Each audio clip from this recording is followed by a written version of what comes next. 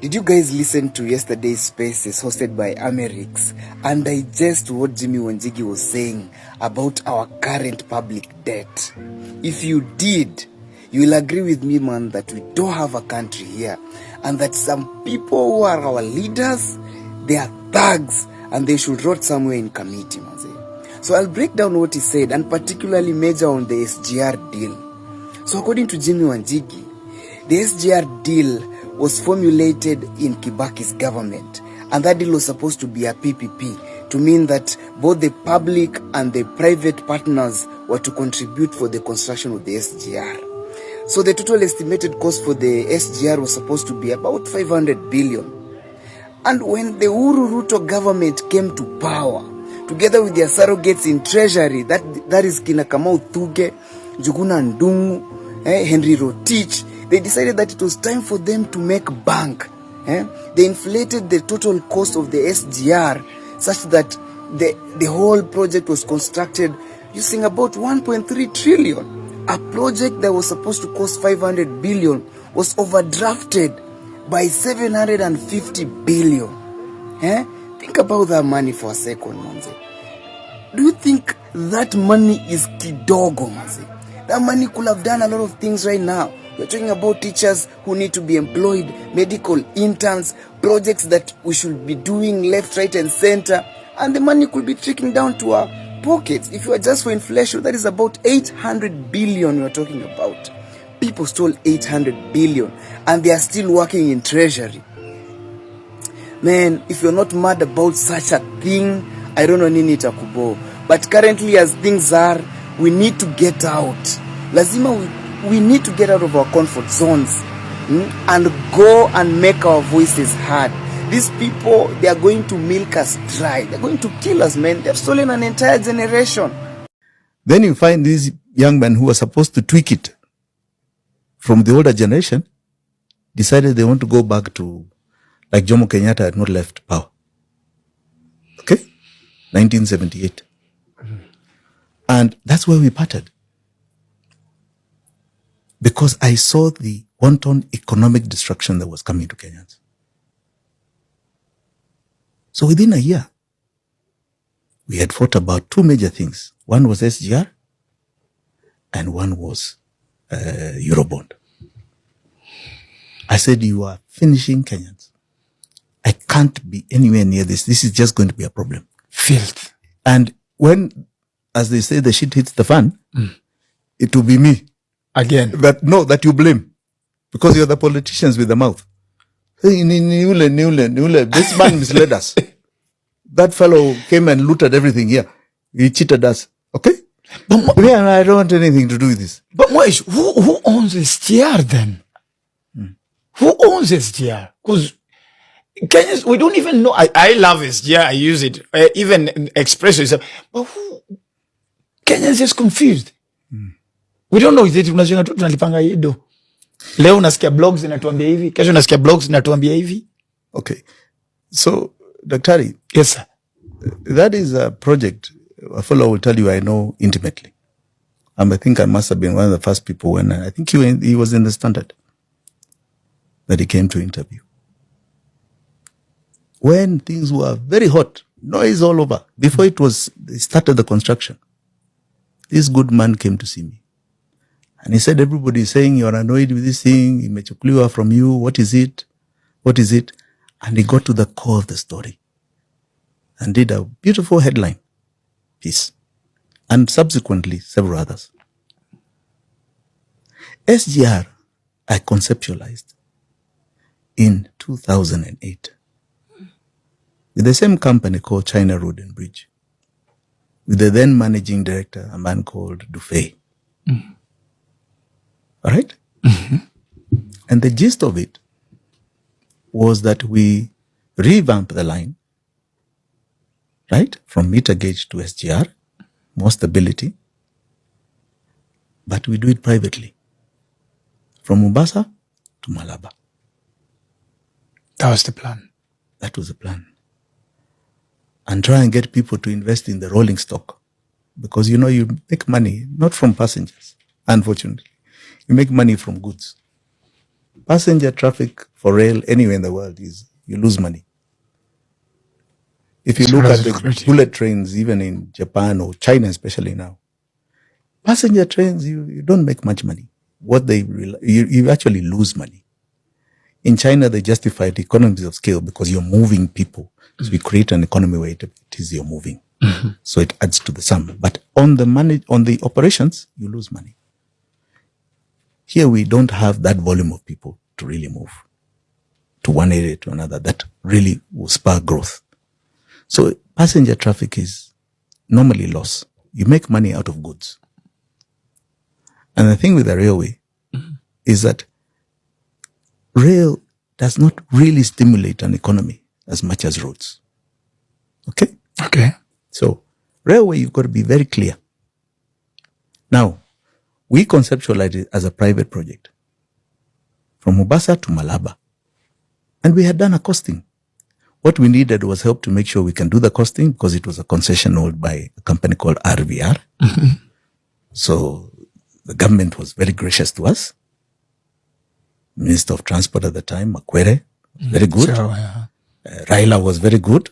In fact, at one time called all the RVR people into and said, I'll cancel, you're refusing the people to do a technical study. So we were allowed in. Okay? Government was very gracious to us. So we did a study. That costing was at the time 55, 60 billion. We were not going upwards. It was down.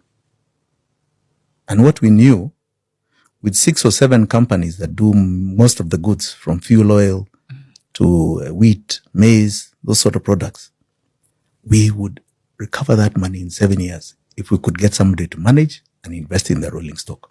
We got somebody who was prepared to rent the rolling stock and manage it. So it was like a real estate project. I want you to imagine that in 7, 8 years would have returned our money and started making profits. So it was a fantastic Which should have been almost any time from now.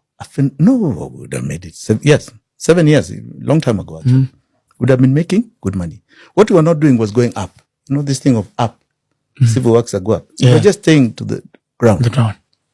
That project became a project that was 380 billion done by government between Mombasa and Nairobi.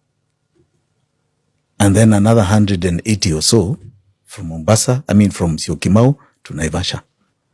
So it became a 500 billion shilling project. When wine was 55 from Mombasa to Malaba. And it became a project of debt, not a private project. In other words, people's money was not being invested. Wananchi's money, taxpayers' money. Ours did not have taxpayers at all. We were giving Kenya Railways a piece of shareholding because we were on their land. That's it. So they were going to get a dividend. We were not taking taxpayers' money. So that is the difference. And we had very good soft credit to do it. Triggers were set. Approvals were done. Construction starts. Yeah. Then people start saying, oh, it's too vital to give it to private people. So what are you talking about? I mean, what do you mean to? You can just shut it off and then we're in trouble. No, people will start bringing excuses for government. You start realizing that at the end of the day, you're competing with the government. Government is like a private company. It wants, yes. Now you're taking away its pieces of it. And it doesn't probably want legacy at some point. It doesn't want. No, it's a private company. The Mzungu set up a private company called GOK. I'll come to that. Now, it became a big argument. So I said, this thing is nonsense. How do you go from this figure to 380? This is looting. Which return can we do here? Yeah. 380 was almost 4 billion at the time.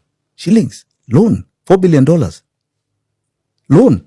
It's a whole lot of money. Under Kibaki, I don't think we had passed $700 million loan. But this one single item. One single item. What is this? Now, a government, you need to understand, has 2 sources of revenue. Debt and taxes. Those are the main sources of revenue. And I like to say everything else, even when you pay for a license of your car or as they make you do an ID, at the end that is tax. But they are trying to call it something else. All right? So once you blow up any of them, it has an impact on wananchi. Debt is tax in advance. You take a loan today, your salary pays in the future, isn't it? Debt in advance. So tax pays in the future. So the more you take here that does not return, the more you have to raise taxes to pay. I said, you're hanging Kenyans. Is this what you're doing? You're hanging Kenyans. I want nothing to do with this thing. So even when Wafula came to me, it's like, ikitu ni mbaya. In fact, I want everyone to say I'm not in it. Even it was my deal that has gone. It's okay. At least they say I'm not in it. Because one day, the truth will come out. And Kenyans will really know how they've been cheated. But let me tell you, Daktari, because now we've done a good audit on it. I never imagined, even when I was talking to Wafula, I thought people were eating 200 billion or something. I never imagined what had happened. Never. What happened? And I'll surmise it this way. See, it cost 500 billion. Yes. All right? Yes. So the finance agreement said this. 90% comes from China, 10% comes from Kenyans. All right? Mm-hmm. The 10% triggers the 90%. So Kenyans, 10% of 500 is? It's 50. 50B. Kenyans are to pay from their taxes 50B, and the Chinese will advance a loan of 450. Over 15 years, right? 3 years grace on interest. Right? Mm-hmm. That is the agreement signed. On paper. 2 finance agreements. So we did an audit, like I've done with other debt. All right? So we just did an audit to see whether we got the money from China. All right? Mm-hmm. So the process was this. When construction happens, the company China Road and Bridge gives a certificate to Kenya Railways. Kenya Railways sends a certificate to Treasury. Treasury gives them 10% and then forwards the 90% to China Exim to pay. After we have paid our 10%. All right? That 10% grant from Treasury is called Self-Raising Finance Grant, Treasury, to Kenya Railways for the construction of SGR. So we just did the sum. Did we get the money from China? No. Check. Yes. We've seen the drawdown certificates, 450. Came in. Yes. Hit the account. It hit China Road and Bridges account, not our account. All right? Then, did we pay our 10%? We just did the sums. It's there in public records. It's called Self-Raising Finance Grant. So we just did the math. This year how much? Next year how much? It wasn't 50 billion. Oh, no. We paid 644 billion from the Treasury. Oh, okay. Was it a system mistake? No. 644. So Kenyans paid for that railway and more from their taxes. And yet we're still paying a loan of 450. It is well. Billion, of which to date is still 300 billion outstanding. So we paid China Road and Bridge for a contractual project of 500. We paid them 1.1 trillion. Does that make sense? So 600 billion and change above the contractual cost. So China Road and Bridge took our money and packed it for somebody. And that somebody, or those people, came and then said, oh, we are investing in expressway. China Road and Bridge comes and invests 100 billion. Again. But it's the same money. It's our money. It's the same money. So you've out of the 600 extra, you have washed 100. It's a laundry. See, now it's legitimate when you pay it. Yeah. But it's our money. So is it paying for and expressway? You've still got 500. Maybe they're investing in other parts of the world. So I think you need to understand this. No, it's phenomenal. You know, when you talk these figures, I'm getting angry. People can't conceptualize many times. But it's the reality of the problem we are facing. Hi Kenyans, mi sina maneno mingi. All I want to say is Ruto must go, like yesterday. Bye. Ati black chocolate ni fine melanin bana kutoka nikapate. Kanapenda kenye mi wanapenda, so kanapenda toto chupa na haga nono. Madam na kudai umedunga mini na unapenda mangwai. Una dance fit unawacha nikismile, ama niko high jua lies even nice. Kono moja mbele ngine yende rembe, paila yoni. Enyewe Ruto must go. Enyewe Ruto must go. By the way, Ruto must go. Enyewe Ruto must go. Wash fire, Ruto must go.